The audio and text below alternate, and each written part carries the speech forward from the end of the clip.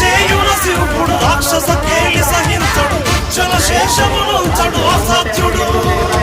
సహనము తెలిసిన భక్తుడు సమరము పిలిచిన భక్తుడు సైన్య సమస్తము ఒక్కడు అసాధ్యుడు